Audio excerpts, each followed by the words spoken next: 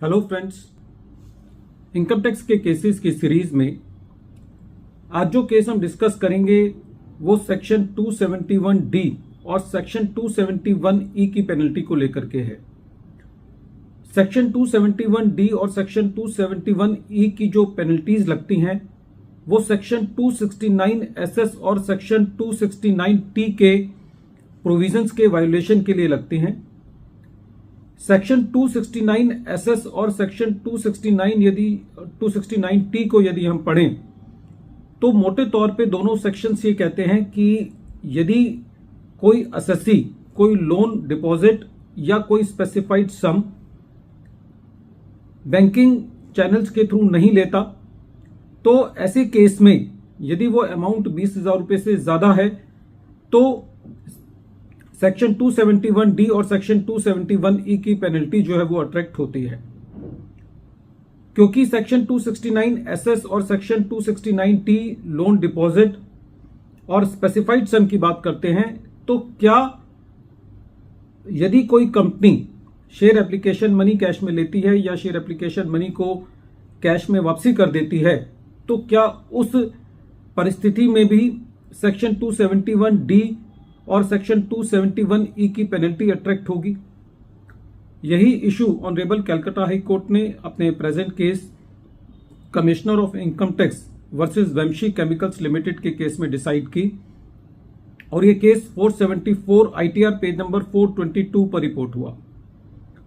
इस केस का जजमेंट 6 मई 2024 को आया।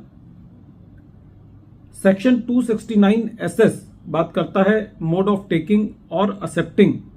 Certain loans deposits and specified sum, और यदि सेक्शन 269SS का वायोलेशन होता है तो सेक्शन 271D के अंदर पेनल्टी लगती है। सेक्शन 269T बात करता है modes of repayment of certain loans और डिपॉजिट, और यदि सेक्शन 269T का वायोलेशन होता है तो सेक्शन 271E की पेनल्टी होती है। दोनों सेक्शंस मोटे तौर पे 20,000 रुपए से ज्यादा के लोन और डिपॉजिट की ट्रांजैक्शंस पर अट्रैक्ट होते हैं। एक्सप्लेनेशन 3 टू सेक्शन 269T के अंदर लोन और डिपॉजिट की डेफिनेशन दी हुई है। उस डेफिनेशन के मुताबिक यदि कोई अमाउंट रीपेबल है या वो अमाउंट किसी नोटिस इशू होने के बाद असेसी को पे करना है तो ऐसा अमाउंट लोन और डिपॉजिट की डेफिनेशन में आता है। और उसी डेफिनेशन के अंदर ये दिया हुआ है कि कोई यदि ऐसा असेसी है जो कि अदर देन कंपनी है तो उस केस में लोन और डिपॉजिट की डेफिनेशन में any deposit of any nature भी आएगा। प्रेजेंट केस के अंदर असेसी ने शेयर एप्लीकेशन मनी कैश में लिया था और उसको कैश में वापसी किया था। असेसिंग ऑफिसर ने सेक्शन 271D और सेक्शन 271E लगाते हुए ये कहा कि ये लोन और डिपॉजिट की डेफिनेशन में आता है, इसलिए इसके ऊपर सेक्शन 271D और सेक्शन 271E की पेनल्टी लगनी चाहिए। असेसी का ये कहना था कि जो एक्सप्लेनेशन 3 टू सेक्शन 269T है जिसमें लोन और डिपॉजिट को डिफाइन किया गया है वो एक इंक्लूसिव डेफिनेशन है, वो एक्सपेंसिव डेफिनेशन नहीं है। और लोन और डिपॉजिट की जो डिफाइन किया गया है वो इस तरीके से डिफाइन किया गया है कि कोई अमाउंट या तो रिपेबल है या उसको पे करना है कोई नोटिस देने के बाद, तो तभी वो लोन और डिपॉजिट की डेफिनेशन में आएगा।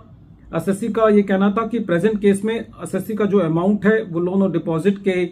डेफिनेशन के दायरे में नहीं आता क्योंकि ये शेयर एप्लीकेशन मनी है। जो शेयर एप्लीकेशन मनी है वो किसी कंपनी की कैपिटल में एक तरीके का पार्टिसिपेशन होता है और ना तो कॉमन पैरेलेंस के मुताबिक और ना ही एक्सप्लेनेशन 3 टू सेक्शन 269T के मुताबिक ये अमाउंट लोन और डिपॉजिट की डेफिनेशन में नहीं आता। इसलिए शेयर एप्लीकेशन पर ना तो सेक्शन 269SS और ना ही सेक्शन 269T एप्लीकेबल होगा और अकॉर्डिंगली असेसी के ऊपर सेक्शन 271D और सेक्शन 270E की पेनल्टी नहीं बनती। जब ये मैटर ट्रिब्यूनल के पास था तो ट्रिब्यूनल ऑलरेडी असेसी की पेनल्टी को डिलीट कर चुका था। मैटर हाईकोर्ट गया तो हाईकोर्ट ने भी ये कहा कि जो ट्रिब्यूनल ने ऑर्डर किया है वो परवेसिव नहीं है, वो जस्टिफाइड ऑर्डर है। फ्रेंड्स, कहीं ना कहीं पेनल्टी के प्रोविजंस में ये बात लगती है कि पेनल्टी के प्रोविजंस काफ़ी स्ट्रिक्ट होते हैं और पेनल्टी तभी लगाई जानी चाहिए जब रॉन्ग डूअर के पार्ट पर कोई कॉन्चुमाशियस कंडक्ट साबित होता हो, क्योंकि प्रेजेंट केस के अंदर एज पर सेक्शन 269 SS और सेक्शन 269 T के अंदर शेयर एप्लीकेशन जो है वो लोन और डिपॉजिट की डेफिनेशन में नहीं आता था, वो एक इंक्लूसिव डेफिनेशन है, इसलिए एसएससी के ऊपर सेक्शन 271D और सेक्शन 271E की पेनल्टी नहीं बनती।